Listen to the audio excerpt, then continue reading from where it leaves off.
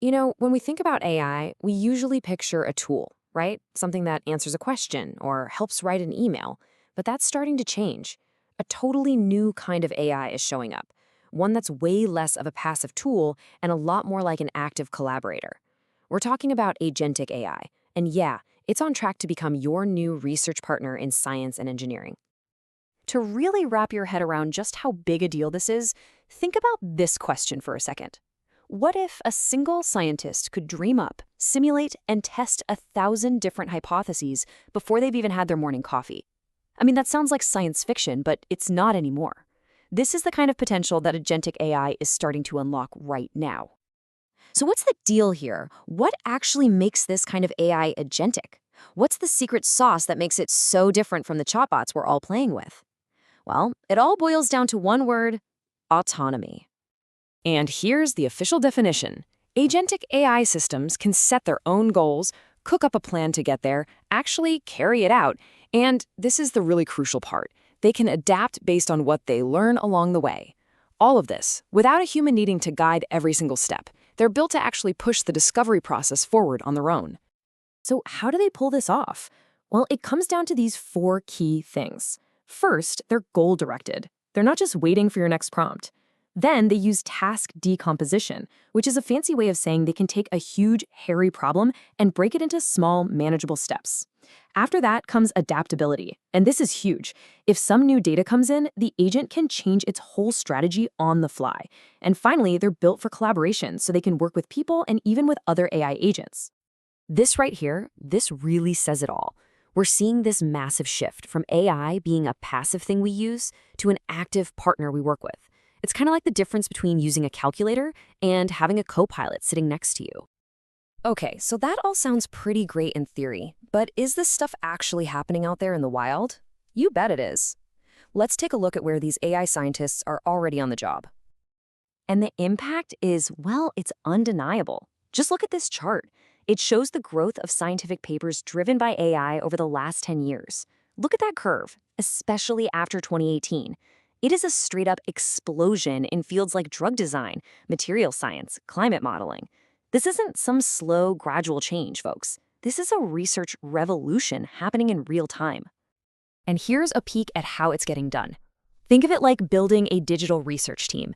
You've got your automated lit explorers that are basically speed reading every new scientific paper published so your team doesn't have to.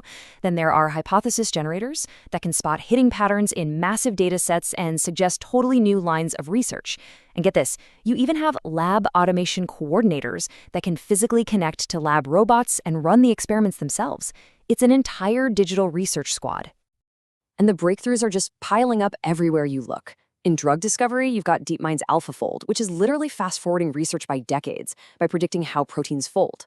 In material science, agents like ChemCrow are designing pathways for brand new materials. And in software engineering, some of these advanced models can now find and fix really tricky bugs in code all on their own. Now let's zoom in on a really complex field like healthcare. This diagram shows how it all starts to connect. You might have one agent analyzing medical scans for diagnostics, and it can feed its discoveries to another agent that's working on drug discovery. That, in turn, can inform a third agent that's helping with clinical support. It becomes this interconnected ecosystem of specialized AIs, all working together on a bigger goal. And the performance, it's just staggering. So Anthropic, the AI company, tested their Claude Opus model on this notoriously difficult exam for performance engineers. And the result? It scored higher than any human candidate who had ever taken the test. Seriously, just let that sink in for a minute. But it's not just about acing tests, right? It's about what this unlocks for people. Someone who got early access to this tech put it perfectly. They said tasks that were near impossible are now within reach. It's not just about doing things faster, it's about making things possible that we couldn't even attempt before. Okay, so this brings us to the big question on everyone's mind. If AI can do all of this, what's left for the human experts? And this is where the story gets really, really interesting.